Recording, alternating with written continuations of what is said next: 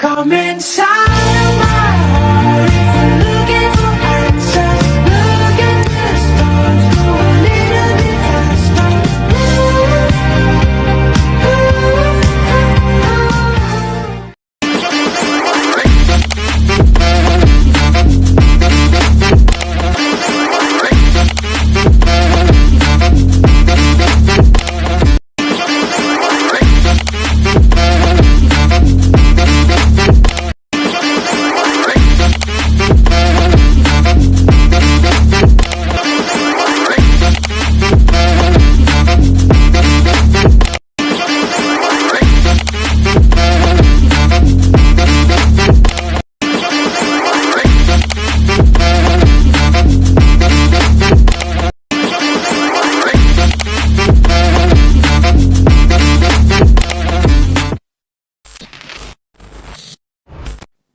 Halo teman-teman, kami dari kelompok 2 akan melakukan penerapan teori dari Viktor Frankl tentang pencarian makna hidup. Selamat menonton.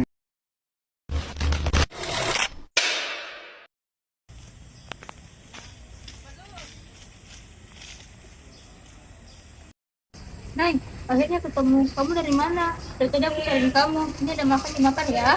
Nggak usah, Nay. Aku nggak lapar. Kamu gak boleh kayak gini terus. Udah seminggu ini kamu kayak murung terus. Aku rindu kamu yang dulu, yang ceria, yang banyak cerita. Maaf ya kalau aku jadi beban buat kamu. Hei, kamu jangan bilang gitu. Kamu tuh bukan beban. Kamu tuh sahabat aku.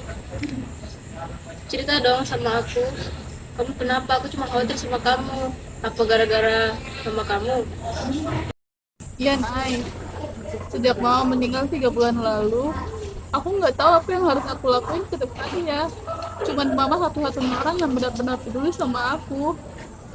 Aku nggak tahu lagi apa yang harus aku lakuin.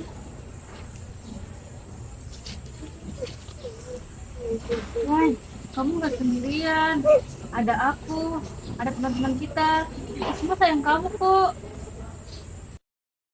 Nay, aku punya ide. Bagaimana kalau kita ke Budika? Dia konselor bapak kita. Banyak yang bilang dia bisa bantu ngadepin masalah.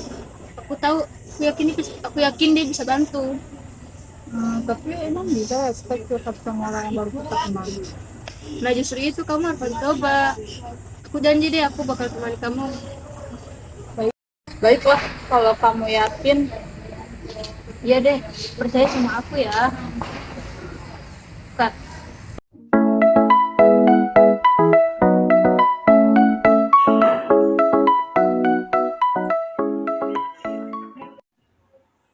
Waalaikumsalam. Salva, Naila, silakan masuk, Kak. Ayo duduk.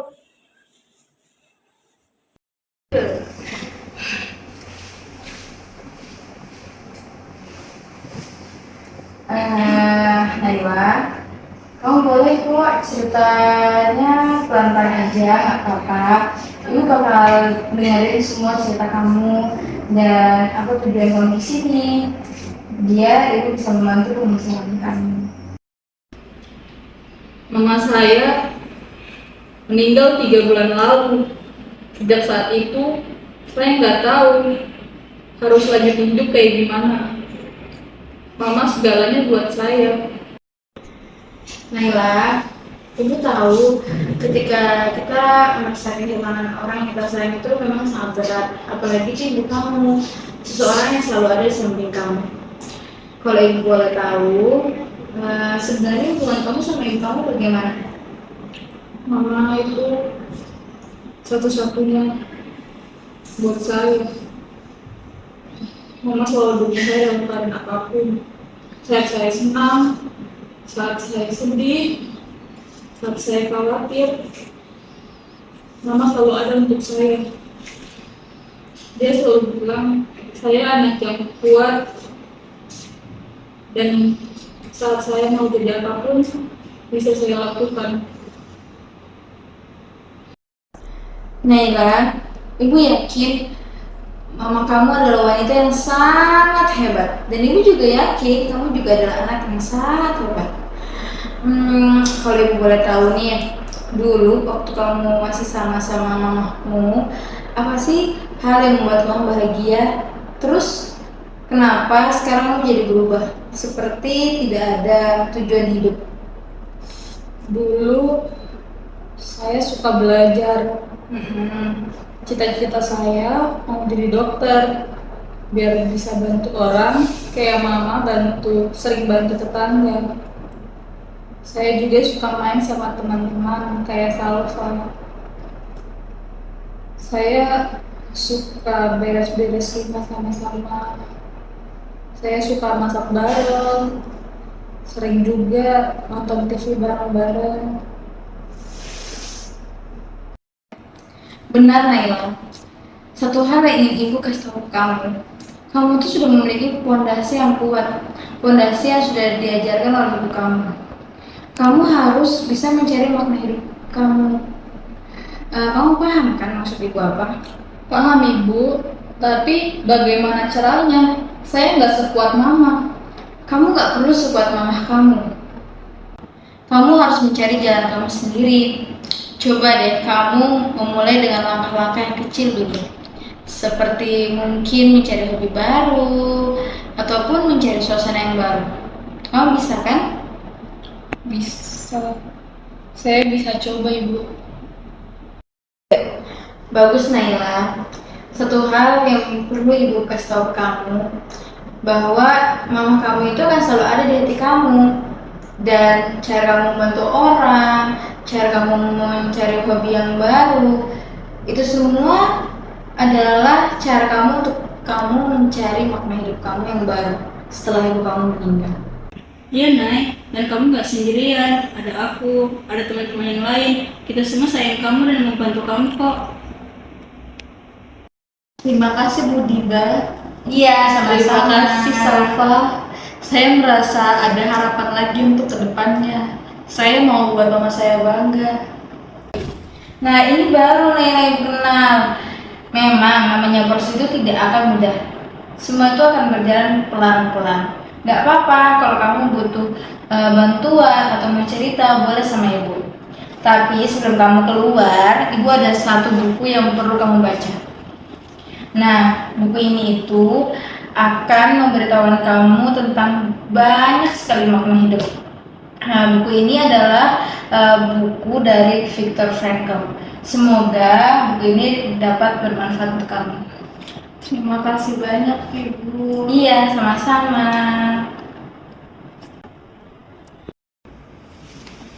Terima kasih ya Ibu. Iya, Makasih banyak, sama-sama. Ibu. Kamu pamit dulu. Iya, hati-hati ya. Dadah, sampai jumpa kembali. Iya.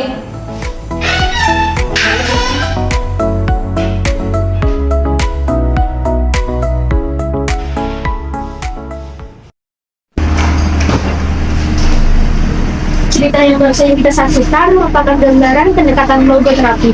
Logoterapi adalah sebuah pendekatan yang dikembangkan oleh Viktor Frankl. Ia adalah seorang psikiater dan neurolog asal Austria yang selamat dari kamp konsentrasi Nazi selama Perang Dunia II.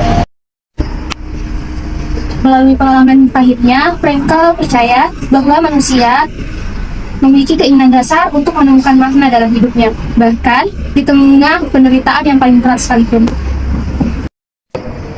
Frankl percaya bahwa makna hidup adalah motivasi utama manusia, bukan kesenangan atau kekuasaan.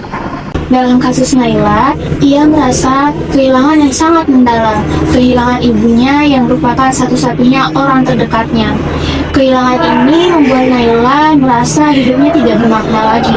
Ia merasa sendirian dan tidak tahu harus melanjutkan hidup seperti apa. Budiba menggunakan 3 pilar utama poin logoterapi. 1. Kebebasan berkehendak.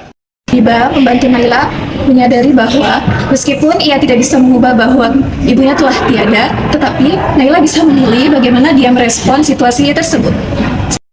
Naila bisa memilih apakah dia terpuruk ataukah dia bangkit dengan berusaha membanggakan ibunya dengan menjalani hidup yang bermakna. 2. Kehendak hidup bermakna. Selanjutnya, pada poin ini, Bu Dida menggali kembali apa yang membuat Naila bahagia dan bermakna.